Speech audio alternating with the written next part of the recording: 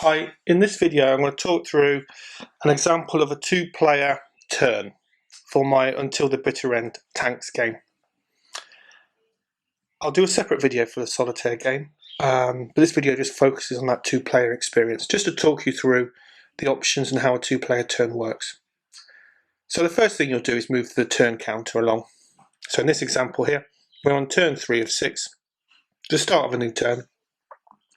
There should be a pull chit per counter. So for example, in this example here, we've got 3 Axis armoured fighting vehicles, 3 allies. You'd put 3 German or Axis counters in the cup. Same with the allies as well. They all go in the cup together, and you randomly pull one out without looking to see who can activate one of their counters. And let's in this example use that the Axis player has pulled out a chip. So that means the Axis player now can activate one of their counters. They have to be completely fresh. They can't have been activated previously that turn. In this example, it's just the start of a turn, so no counters have been activated yet. The Axis player decides he wants to activate this Panzer IV here. And there are several actions that player can now give that counter. And I'll talk through each one of these in turn. First up is movement. Movement's very straightforward. I'll do a separate video on how exactly movement works, but broadly speaking, each counter, if you remember the video I did on explaining how the counters work, each counter has a number of movement points, which is on the counter. In this case it's 4. That means it's 4 movement points. Entering a clear hex, for example, costs 1 movement point. So if it wanted to, it could go 1, 2, 3, 4, for example. Second up, you can shoot. You can fire at an opposing enemy counter. And again, I'll do a separate video on how combat works.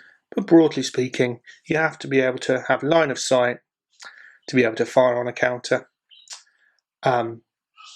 And then you go through a series of steps of being able to hit the enemy counter, penetrate their armour, and then roll for damage. So second up would be the firing option.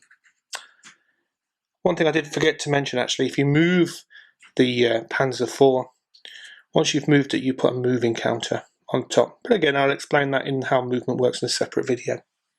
Third up, you can, if the tank has smoke launchers, you can use the smoke option. Basically, it gives the armour a piece of defensive smoke, it's therefore harder to hit, which can be very useful when you're in a defensive position. Next is snap fire. Let me find a snap fire counter, here we go. Again, I'll do a separate video on snap fire. What snap fire fundamentally does, I'm just going to move that counter to there, give a nice easy example,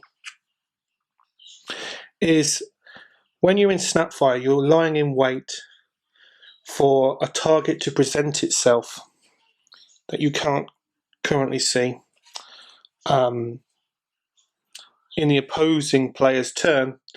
There's a Sherman here, I've just moved it off board.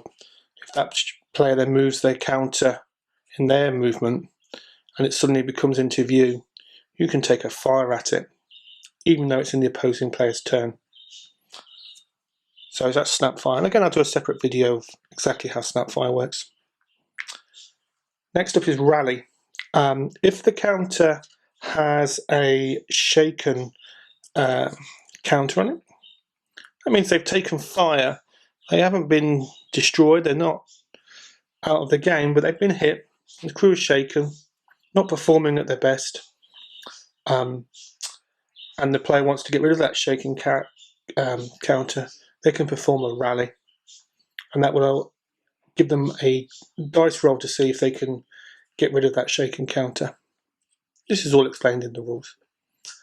Next up is hold down. Hold down is similar to smoke in that it puts you in a more defensive position within the contents of the hex that you're in. Again, it's useful in when playing a defensive game. What can happen is that you can be in hull down and you can be in smoke as well. So there's a double defensive if the armor has a smoke launcher. And then finally, you can perform a repair. So in previous videos, I've talked about sometimes tanks can get stuck. So they've broken down, or they're in thick mud, or they're just a heavy tank and they get stuck in the environment.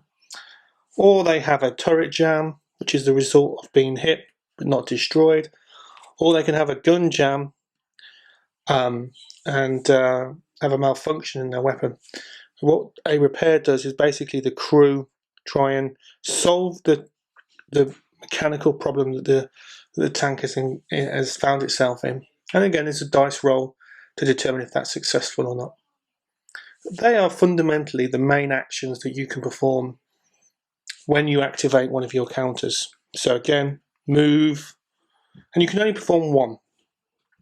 So you can either move, or you can fire, or you can use your smoke launchers, or you can put yourself into a snap fire position, or you can rally if you've got a shaken counter on your tank, or you can move into that hull down position to be in a better defense, or you can repair if you've got a jam, etc. type counter on the. So very streamlined. For the most part, you will be moving and firing and using snap fire for the most part during the game. And the other actions are either specifically to try and get yourself into defensive, or to try and fix something that has happened to your tank or armoured fighting vehicle. Basically, in this example here, let's say once you've activated the counter and you've given it its action, you would put that pull chip on top or underneath or to the side, whatever your preference is. And let's say at this point here, the German players used all their 3, and the Allied player uses their Sherman last. So I'll just move the board. Once the last pull chip's been removed from the cup, then that turn is then over. And you check for victory conditions, or if it's the final turn, the game would end. If the victory conditions have been met, the game ends. And that hopefully will give you a broad understanding of a 2-player turn.